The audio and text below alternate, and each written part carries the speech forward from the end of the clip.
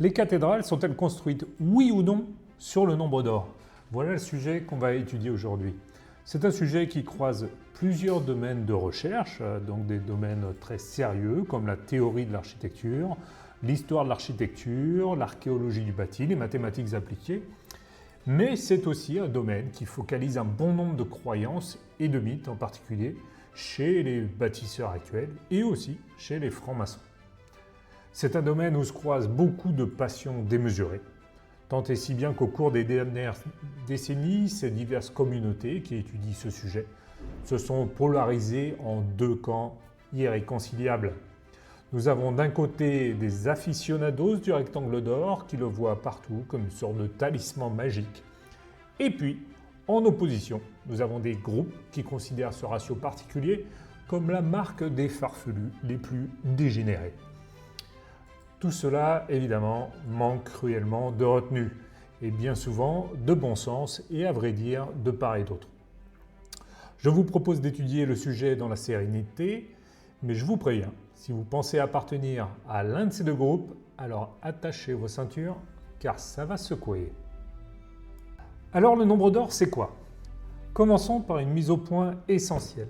Le nombre d'or, contrairement à ce que son nom pourrait laisser croire, n'est pas un nombre. C'est un rapport de proportion. C'est d'ailleurs beaucoup mieux transcrit en anglais, où il est nommé Golden Ratio. C'est un ratio. Il est important de rappeler que cette proportion dorée n'est pas née dans les nuées mystiques et ésotériques, mais dans la rigueur euclidienne.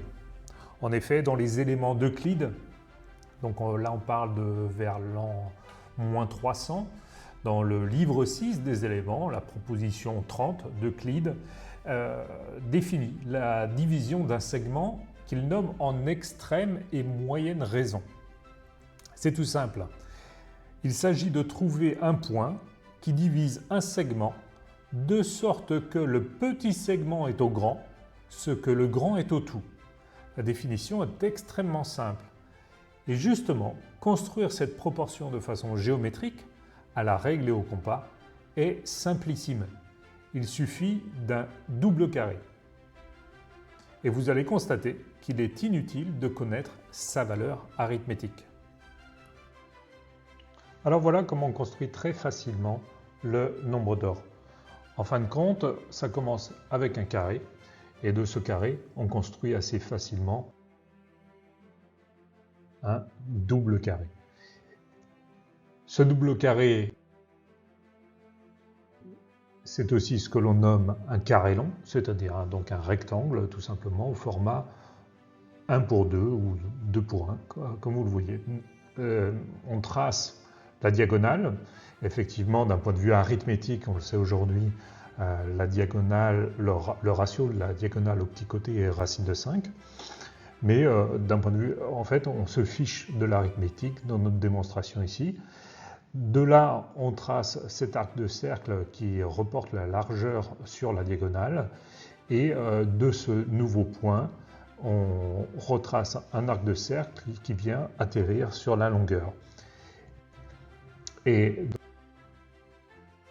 dans ces conditions, si on imagine que la largeur est A, donc on a divisé la longueur en deux segments, ici B et C, et effectivement le rapport du petit segment C au grand segment B est le même rapport que le segment B au segment A, ce qu'on exprime tout simplement par A sur B égale B sur C, et c'est ça le ratio, donc la proportion que l'on nomme nombre d'or. Et vous voyez que dans cette situation, le fait de connaître ou pas l'arithmétique, la valeur de ce ratio, n'a strictement aucune importance.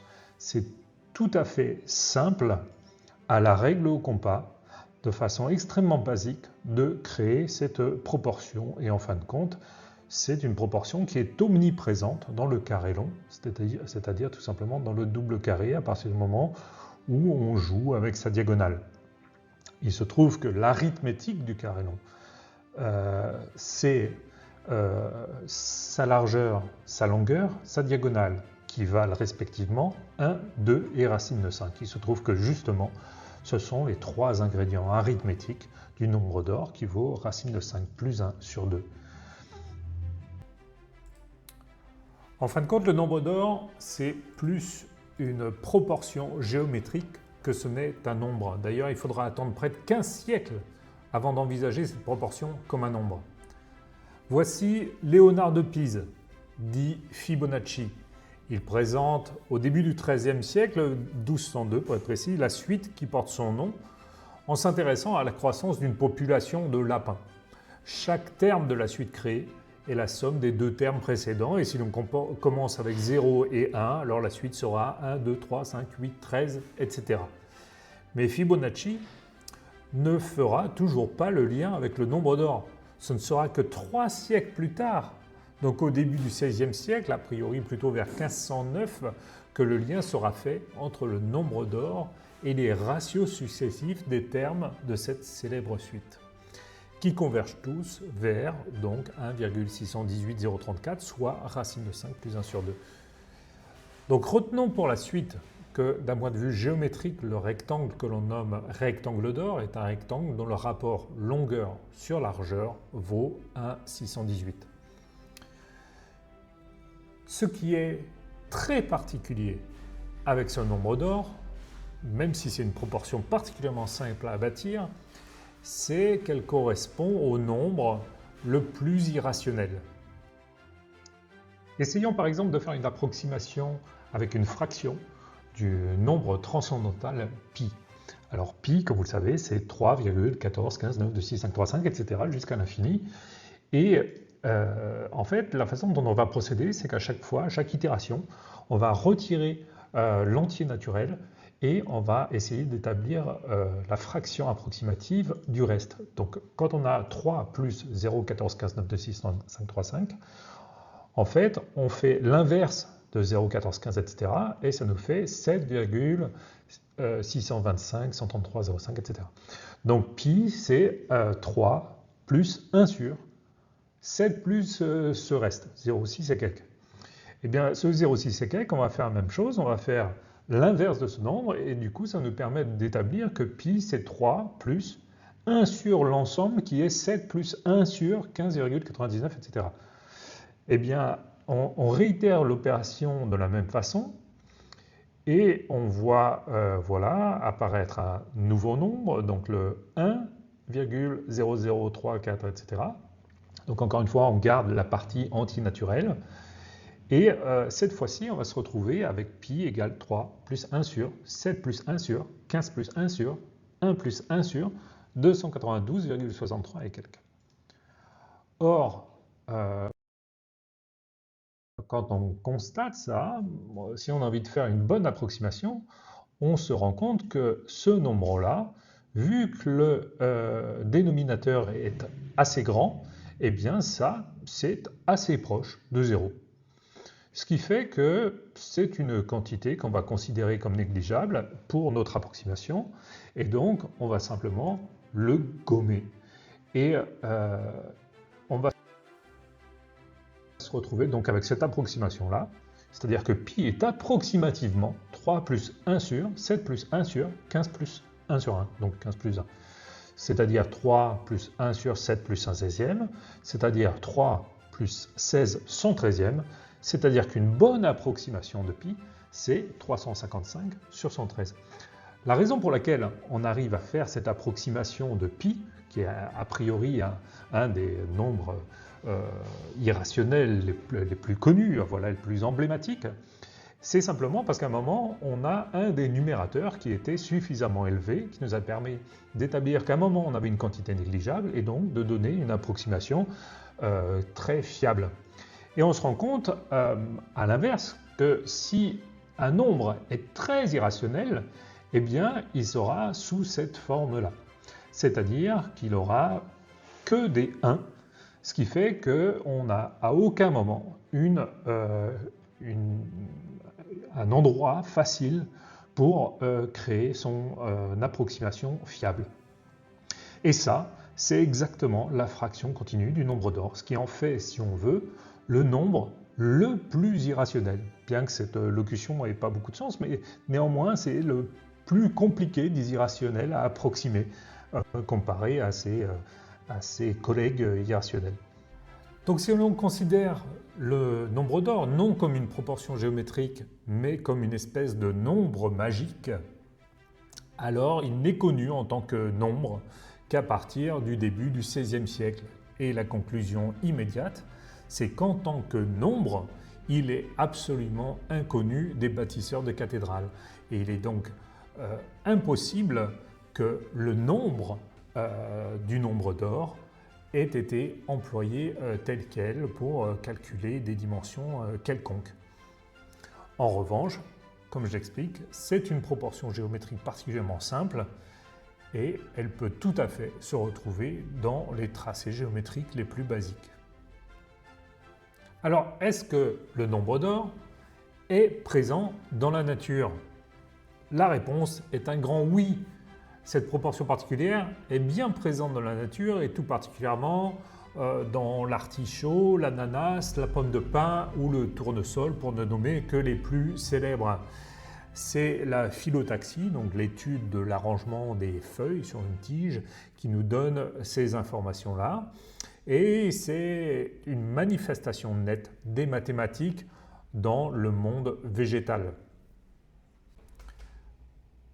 Pour étudier ensemble comment fonctionne la phyllotaxie, on va utiliser cet outil mis en place par le mathématicien Ben Sparks et qui va nous illustrer comment fonctionne ce système. Alors, il faut imaginer que la plante va déposer des graines de façon circulaire en parcourant une spirale. Et au fur et à mesure du temps, elle va s'éloigner. On voit bien que si on pose des graines tous les demi-tours, eh bien, assez rapidement, on va se rendre compte qu'on va créer deux lignes qui vont se suivre et qui ne vont pas du tout optimiser l'espace et l'emploi du temps pour favoriser l'exposition à la lumière de la même façon. Si on utilise un cinquième, c'est-à-dire qu'on fait un cinquième de tour à chaque graine qu'on dépose, on commence ici, on tourne, et tous les cinquièmes d'espace on dépose en s'éloignant à chaque fois un petit peu plus du centre. Et effectivement, ça va nous créer donc 5 lignes, mais ça n'emploie pas au mieux l'espace et le temps disponible. Et on voit très bien que si on part sur 3 dixièmes ou sur 4 dixièmes, on va avoir à chaque fois des lignes de graines et un mauvais emploi de l'espace. On se rend assez facilement compte que ça va être le cas à chaque fois qu'on va employer une fraction rationnelle. Et effectivement, on a bien envie d'essayer des irrationnels. Alors essayons dans les irrationnels, un qui nous vient vite en tête, c'est par exemple pi. Et si on essaye 1 sur pi, eh bien, effectivement, là, on voit qu'on va se retrouver avec des spirales. On emploie un peu mieux l'espace, mais néanmoins, on se retrouve encore avec des grands espaces vides. Et donc, ça ne fonctionne finalement pas si bien. Essayons avec 1 sur racine de 2, et c'est beaucoup mieux. En fin de compte, on se rend compte que cette répartition va évoluer dans le temps en fonction de la rotation qu'on va employer. Ici, vous voyez, ça incrémente donc à partir de 0, 33 tours, et voilà, parfois plus, parfois moins, et avec des degrés d'efficacité et d'optimisation de l'espace qui sont très variés. Et en fait, le point parfait, le point de répartition ultime va être ici, donc c'est phi-1, donc racine de 5 moins 1 sur 2, qui vaut la même chose que 1 sur phi, c'est-à-dire 0,618034 à la louche, et qui va nous employer au mieux l'espace et le temps disponible pour favoriser l'exposition à la lumière. Ici, en l'occurrence, ça reproduit un schéma que vous connaissez vraisemblablement, que vous avez déjà vu dans la nature, qui est la répartition des fleurons de tournesol, tels qu'on les voit dans la nature. Voilà. Comme on le constate, ces structures végétales suivent une logique d'organisation qui maximise à la fois l'exposition à la lumière et l'économie de temps et d'espace. Et manifestement, ce n'est pas un caprice esthétique de Dieu. Il n'existe aucune notion de beau à l'œuvre ici. Il s'agit d'une solution technique optimale que la nature a pu lentement atteindre au fil de l'évolution. En revanche, Il est temps d'éteindre les mythes. Il faut mettre fin à certains délires. Non, il n'est pas présent ni dans les spirales des escargots, ni des galaxies, ni de l'ADN, ni des petits chats. Alors maintenant, le nombre d'or appartient-il à la géométrie sacrée? Alors c'est encore un oui, mais un oui mais. Alors on va se concentrer d'abord sur le oui. Alors oui, cette proportion appartient de fait aux principes fondamentaux de la géométrie sacrée. Pourquoi? Pourquoi? Parce que Platon définit les 5 solides qui composent l'univers. Et c'est à partir de là que naît la géométrie sacrée. Ces 5 solides sont les suivants. Le cube est le solide qui représente l'élément terre, l'icosaèdre compose l'élément eau, l'octaèdre est l'air et le tétraèdre est le feu. Le cinquième élément est la quintessence. Il s'agit du dodécaèdre qui constitue l'éther, c'est-à-dire la matière invisible qui assure la cohésion de l'univers. Et il s'agit là des 5 seuls polyèdres réguliers qui s'inscrivent dans une sphère. Or, de ces 5 polyèdres, l'icosaèdre, qui est celui composé de 20 triangles équilatéraux, eh bien, il peut se construire avec l'intersection de 3 rectangles d'or. De même, le dodécaèdre est composé de 12 pentagones et le pentagone est une figure dans laquelle le nombre d'or, ou du moins la proportion dorée, est présente par le rapport de ses diagonales à ses côtés. Mais, et ce mais est crucial, comme on l'a vu, le nombre d'or en tant que nombre est le nombre le plus irrationnel. Or, depuis les pythagoriciens jusqu'à Saint Jean l'Évangéliste, en passant par Platon, le Dieu est logos. Le début du prologue de Jean, c'est en arche eno logos. C'est-à-dire que le Dieu est non seulement rationnel, il est la raison elle-même. Et par conséquent, de façon continue et cohérente, seules les proportions rationnelles sont divines. Les proportions irrationnelles n'ont pas leur place dans la géométrie sacrée et donc dans l'architecture sacrée. Ce qui va compter avant tout, ça va être le rationnel. Trouve-t-on le nombre d'or dans les traités d'architecture? La réponse est toute nette, absolument pas. Et c'est un fait historiographique crucial. Aucun traité d'architecture antique ou de la Renaissance ne mentionne le nombre d'or. Ni Vitruve, l'architecte du 1er siècle avant notre ère, dans son De Architectura, ne mentionne les proportions irrationnelles, ni même le nombre d'or. Ni Alberti, ni Filaret, ni Francesco di Giorgio Martini, ni Serlio, ni Vignol. En revanche, tous fondent leur théorie de l'harmonie architecturale sur les proportions musicales et en particulier les proportions musicales telles qu'elles ont été établies par l'école pythagoricienne. Alors, de quelles proportions s'agit-il? Eh bien, il s'agit des proportions qu'on peut réaliser sur le monocorde. C'est en particulier la carte, qu'on appelle aussi diatésérone, qui est 4/3, la quinte, qu'on nomme aussi la diapente, qui est le ratio de 3/2, et au final, l'octave, qu'on nomme aussi diapason, qui est le ratio 2:1. Ces rapports sont rationnels et c'est précisément ce qui leur confère une légitimité dans l'architecture sacrée. Car encore une fois, Dieu est logos. Il est mieux que rationnel, il est la raison elle-même. Il faut bien comprendre que l'architecture sacrée est considérée comme un média géométrique entre l'homme et Dieu. Dans ce contexte, employer un rectangle qui aurait des proportions irrationnelles est tout simplement inconcevable. Il est donc totalement proscrit qu'un rectangle d'or, donc aux proportions de 1/φ, serve à concevoir un édifice sacré. Évidemment, j'en entends déjà qui vont hurler au scandale parce qu'après tout, on l'a considéré pendant longtemps comme la divine proportion.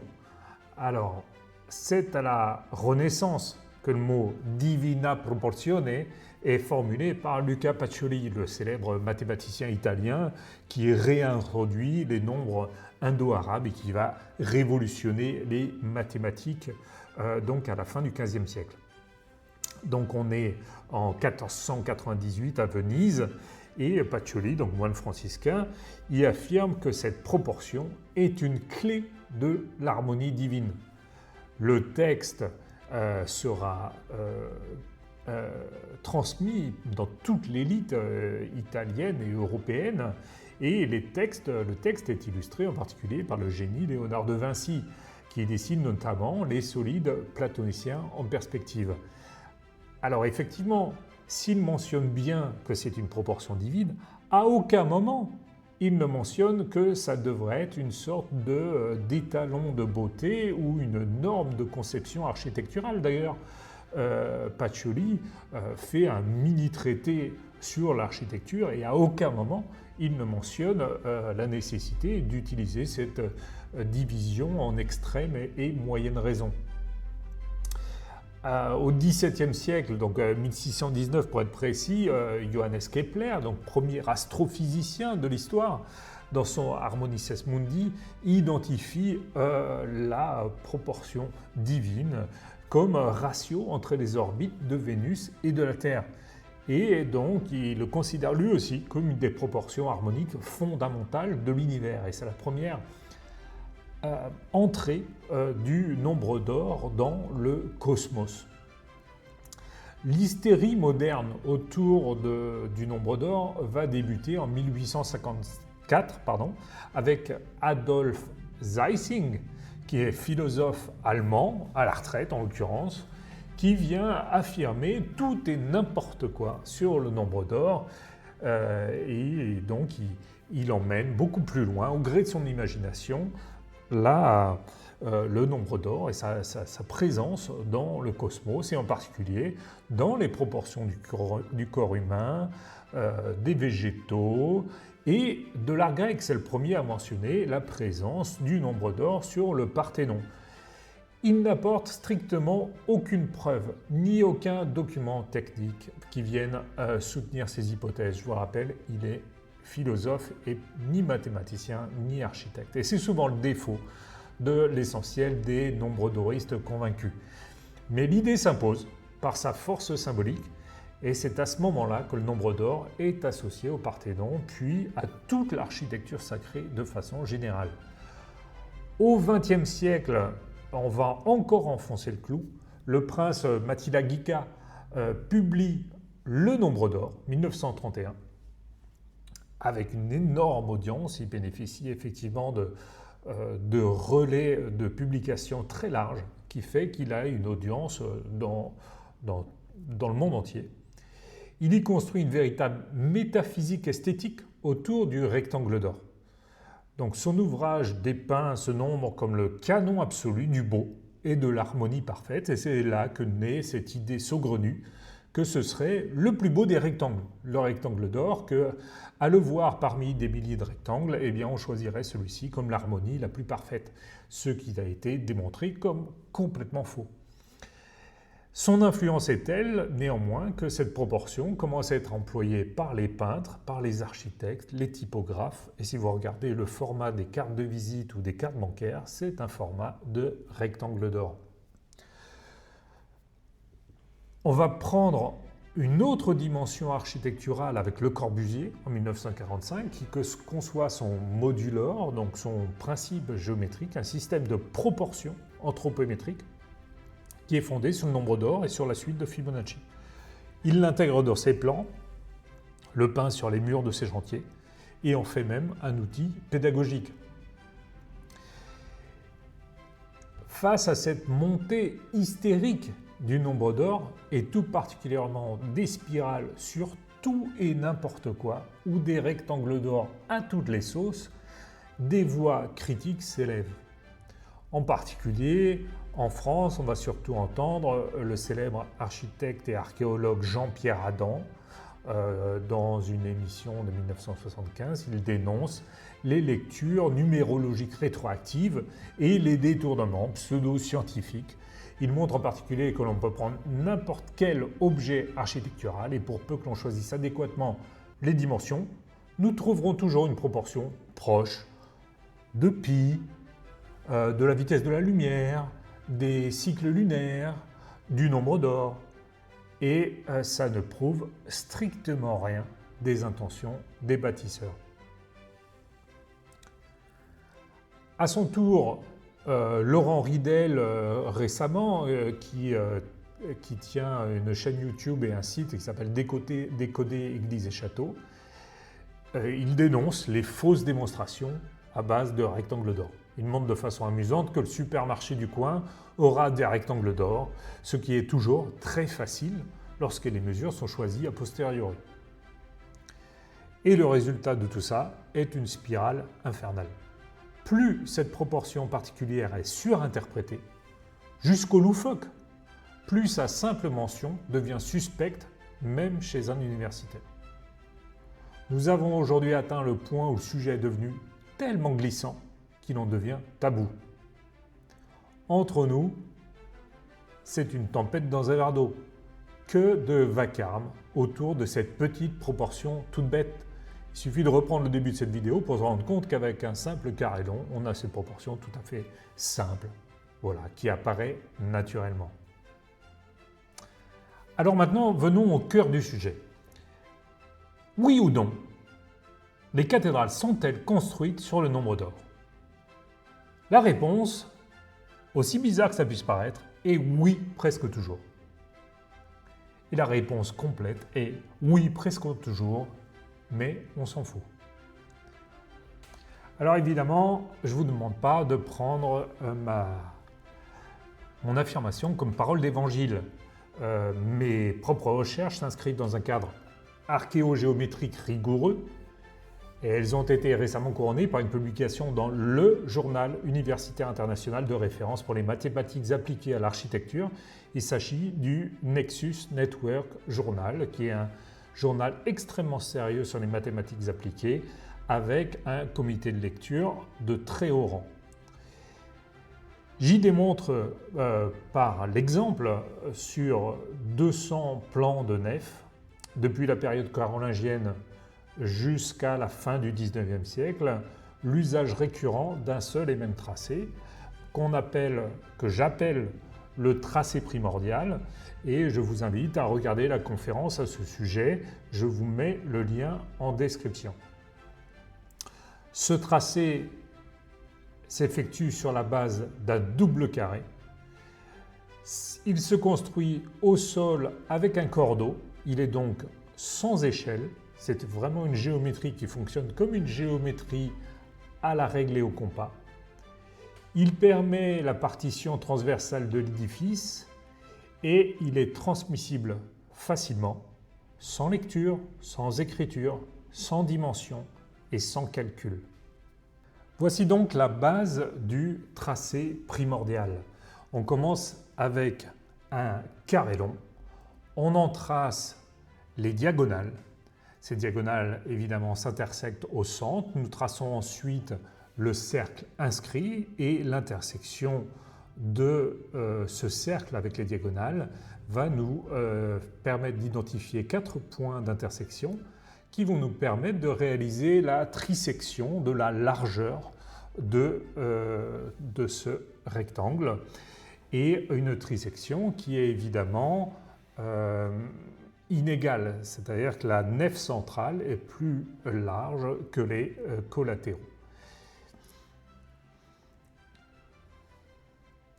Effectivement, si on nomme A la largeur du collatéral et C la largeur de la nef centrale, alors on va constater que A sur C fait racine de 5.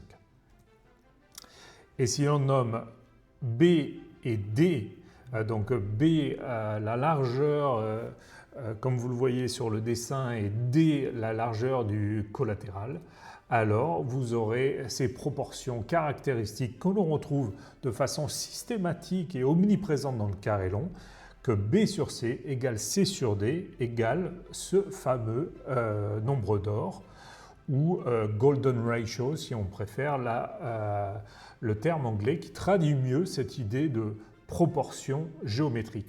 On note que si effectivement la proportion du nombre d'or est présente effectivement dans le tracé primordial, il n'empêche que ce ne s'applique que sur un aspect collatéral et qu'il ne s'agit aucunement de la proportion principale qui va déterminer le rapport de la nef, de largeur de la nef centrale à l'ensemble de l'édifice.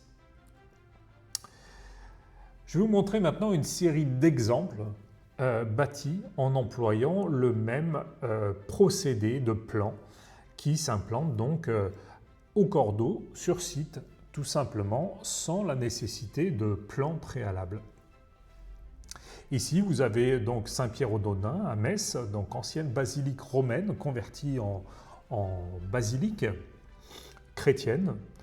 Et ici, donc je vais vous demander de vous concentrer surtout sur la répartition de la largeur. Donc la largeur de la nef, donc les colonnes se retrouvent nécessairement de part et d'autre de cette largeur à l'ensemble de l'édifice. Vous verrez que ça s'applique autant sur des basiliques à 3 nefs que des basiliques à 5 nefs, comme on va le voir un petit peu plus loin. Ici, Saint-Ambroise de Milan, effectivement, où on voit effectivement ce rapport de proportion entre la largeur de la nef centrale rapportée à la largeur de l'édifice. On voit que pour la partie nord, donc en bas de l'écran, il y a eu des ajouts de chapelles qui ne facilitent pas la lecture, mais on comprend néanmoins ce rapport de proportion. Ici, l'une des découvertes archéologiques les plus importantes de ces dernières années, la basilique engloutie de Iznik, c'est-à-dire l'ancienne Nicée, qui a probablement été engloutie par un tsunami au XIe siècle et dont on a le relevé donc, archéologique ici. On voit une assez nette corrélation entre le tracé primordial, du moins la répartition en largeur entre la nef centrale et l'ensemble de l'édifice. Ici, donc on comprend bien que ce dessin, il n'a aucune échelle. Nous voilà maintenant à Sainte-Sophie d'Istanbul avec un relevé relativement précis de Sainte-Sophie où on voit effectivement cet étagement de la nef centrale aux collatéraux qui est toujours respecté sur le même dessin. Ici, Hagia Sophia à Nicée. Donc je vous rappelle au passage que Sainte-Sophie n'a rien à voir avec une éventuelle Sophie. C'est le nom de l'ancien temple d'Apollon qui était à la place, dédié à la grande sagesse, Hagia Sophia. Et effectivement, quand ça a été repris par les chrétiens, c'est devenu Sainte-Sophie, mais c'est la même Sophie que dans Philosophie. Voilà. Et d'ailleurs, aujourd'hui, c'est une mosquée, et c'est toujours la mosquée Hagia Sophia, qui n'a toujours rien à voir avec Sophie. Ici, nous sommes à Sainte-Marie, Hildesheim, cathédrale d'Hildesheim. On voit l'emploi du carré long de façon assez nette et le rapport à la nef centrale, toujours respecté. Je vais aller un peu plus vite. La cathédrale de Bayeux, donc très joli édifice. L'abbaye aux Dames de Caen.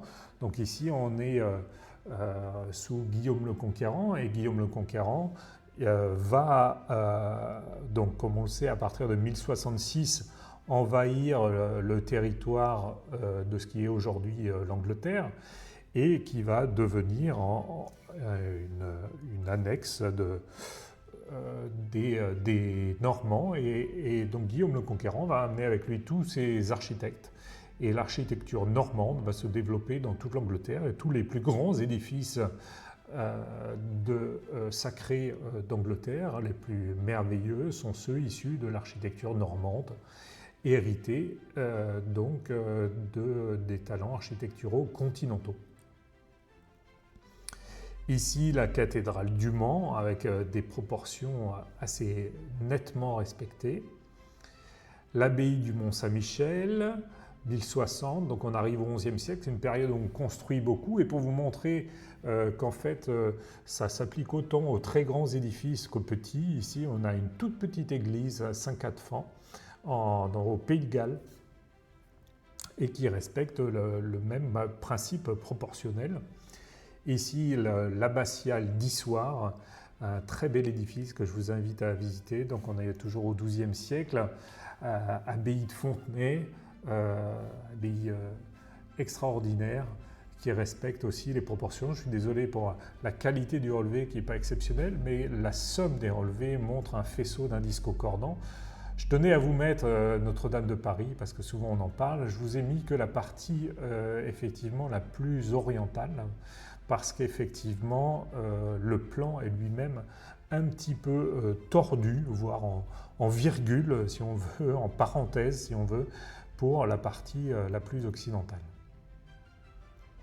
Ici, l'abbaye de Dunbrody, donc je vous ai mis pas mal d'exemples, donc Allemagne, Turquie, enfin Turquie actuelle, Irlande, Angleterre, de façon à ce que vous voyez que ce tracé au final n'est lié à aucune attache historique, parce que comme la géométrie, elle est éternelle et universelle. Wells Cathedral, donc, qui respecte aussi les mêmes proportions, tout ça nous montre qu'il y a nécessairement une forme de transmission parmi les bâtisseurs, ce qui n'est pas au final très surprenant parce qu'au XIIe siècle on bâtit énormément en pierre dans toute l'Europe occidentale, ce qui fait que la connaissance du tracé et les principes fondamentaux de la construction sacrée se transmettent assez facilement. D'autant que, comme je vous dis, là on part sur une proportion qui est relativement simple. Donc voilà, et Whitby Abbey, XIIIe siècle. La cathédrale de Majorque en Espagne, où on voit effectivement les proportions très bien respectées sur ce relevé précis. Donc c'est très intéressant, enfin on travaille beaucoup mieux avec un relevé plus précis. Donc Ulm, Münster, donc en Allemagne. Ici, le Duomo di Milano. Et je termine par l'église St. Bright de Londres, qui est bâtie par l'architecte et franc-maçon Sir Christopher Wren, donc, qui rebâtit un des plus grands architectes du sacré, qui est à l'origine de 50 églises et de la première cathédrale anglicane, la cathédrale Saint-Paul de Londres. Et il est aussi l'un des tout premiers architectes de la franc-maçonnerie dite moderne à partir de 1691. Et donc il construit en respectant systématiquement ou quasi systématiquement les proportions du tracé primordial. Ce qui est intéressant, c'est que je vous ai montré quand même un certain nombre d'édifices et ce n'est pas nécessairement évident de se rendre compte de cette corrélation puisqu'elle dépend beaucoup de la qualité des relevés.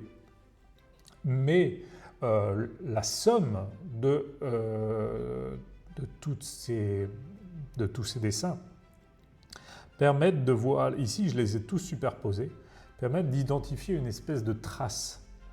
Et cette trace, par le cumul des dessins, devient assez nette et la marque d'une proportion systématique. Voilà. Cette proportion, effectivement, je l'ai documentée dans mon papier pour le Nexus Network Journal à partir du premier plan de l'ère chrétienne, qui est le plan de Saint-Gall, qui date du IXe siècle.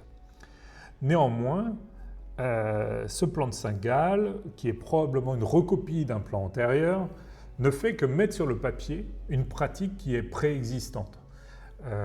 Et effectivement, il y a des exemples antérieurs. On sait qu'en particulier les basiliques chrétiennes sont issues de l'architecture romaine, des basiliques civiles romaines, et de même les basiliques civiles romaines et l'architecture romaine de façon générale est entièrement reprise des grands ordres d'architecture grecque et des grands principes d'architecture grecque.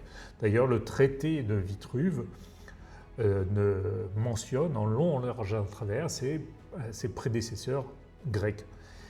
Ici, nous avons le temple de Bel à Palmyre, donc Syrie, qui a été détruit par l'État islamique il y a quelque temps, 10 ans maintenant déjà, et où on voit que les proportions sont effectivement respectées en façade.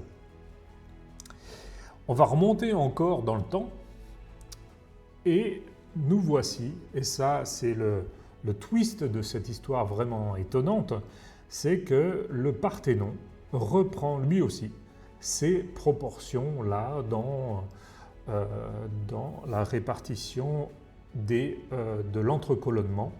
Donc effectivement, les 4 colonnes au centre ont 3 intercolonnements identiques, tandis que les intercolonnements de part et d'autre sont différents et irréguliers.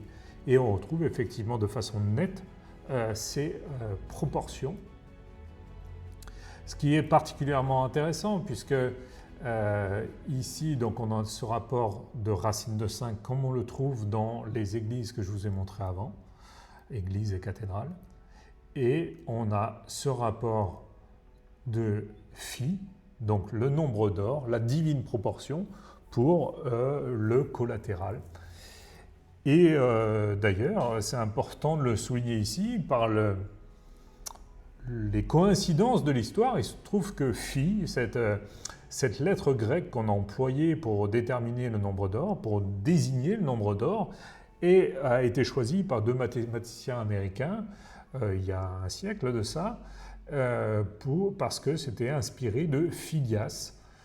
Et effectivement, Phidias a travaillé sur le Parthénon, donc c'est particulièrement pertinent de nommer cette proportion Phidias, puisqu'elle apparaît ici, dans cet exemple, au 5e siècle avant notre ère, sur la façade du Parthénon.